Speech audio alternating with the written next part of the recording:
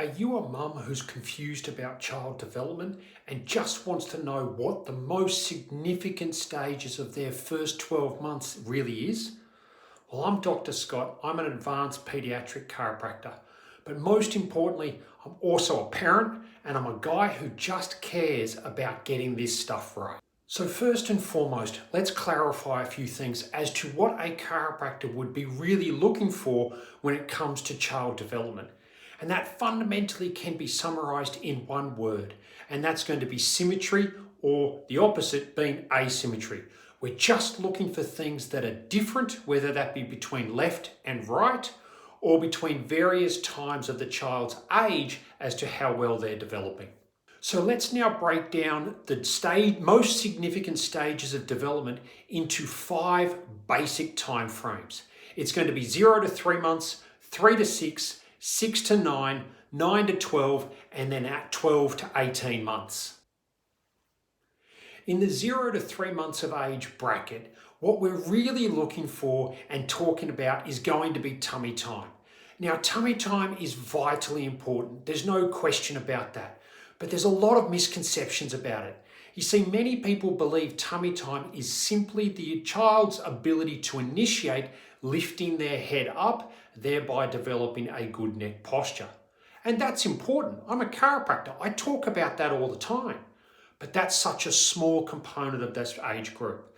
The other element of tummy time is the initiation of weight bearing through the upper limb and shoulder girdle.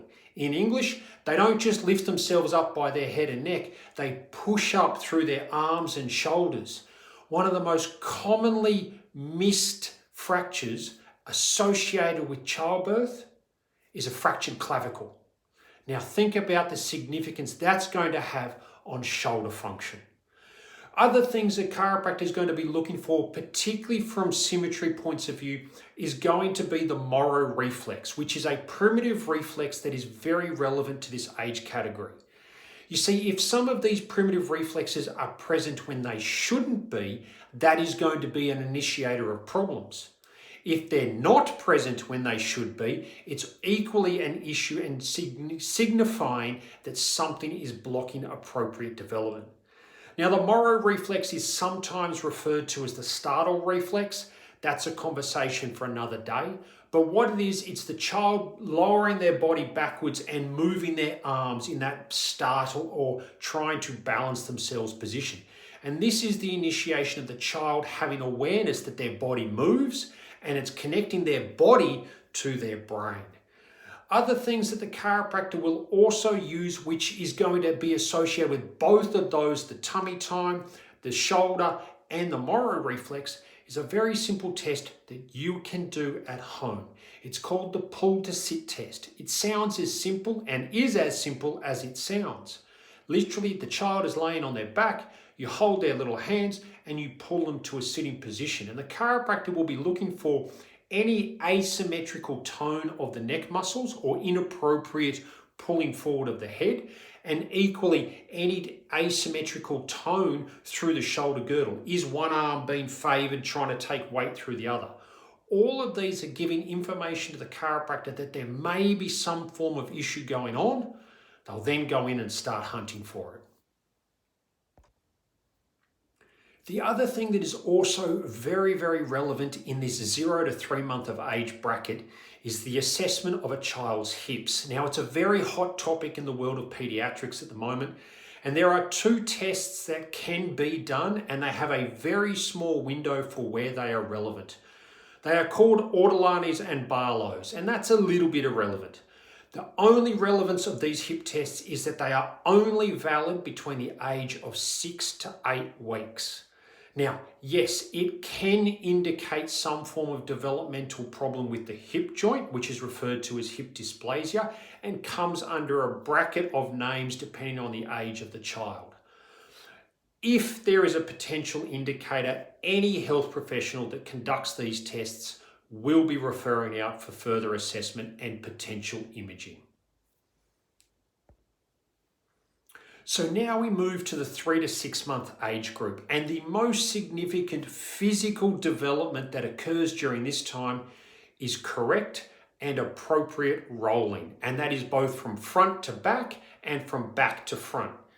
One of the most common things I hear as a chiropractor is parents quite gleefully telling me that their 2-month-old child started to roll.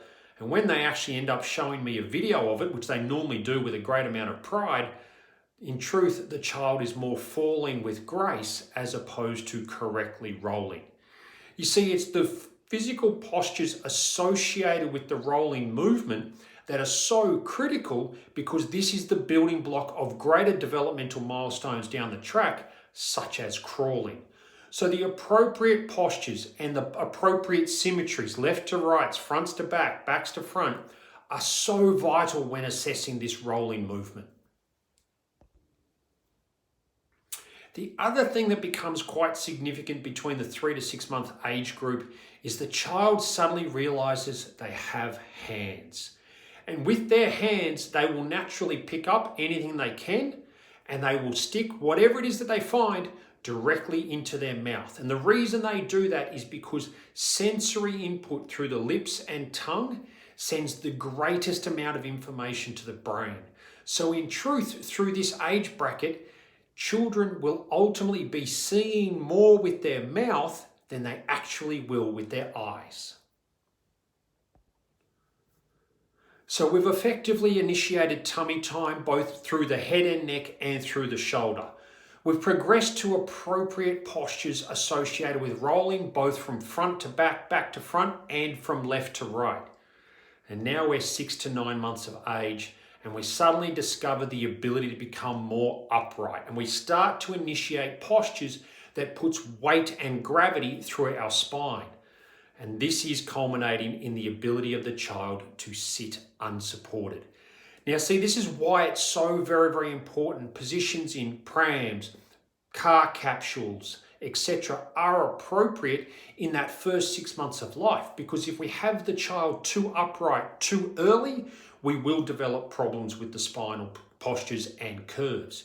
If we have them in artificial sitting positions such as bumbos and those sorts of things, again, that will not only create problems and damage the hips, but will also create damage and significant issues with the spine. So sitting then comes with 3 reflexes that a chiropractor will test, and they will be called essentially your parachute reflexes. So that's the ability of the child to put their hands out to stop themselves falling. The first of these will be they'll be able to stop themselves falling forwards, then they'll be able to stop themselves falling sideways, and by about 9 months, they'll be able to stop themselves falling backwards. We're now 9 to 12 months of age, and we're looking to become more mobile. And the first thing that they're going to do is move through some of the very, very primitive to the slightly more advanced crawling postures and movement patterns. Crawling comes with essentially 2 major phases, what we call the immature crawl, which is where they will move 1 limb at a time. Therefore, they'll always have 3 limbs in contact with the ground. So what they'll do is they'll move their right arm, then their left arm, then their right knee, then their left knee. That immature crawl is them starting to learn balance and starting to be aware of left to right and start to assimilate the left to right side of their bodies and the top to bottom all at the same time. And as any parent knows, once a child starts to crawl, they can become very mobile and very fast.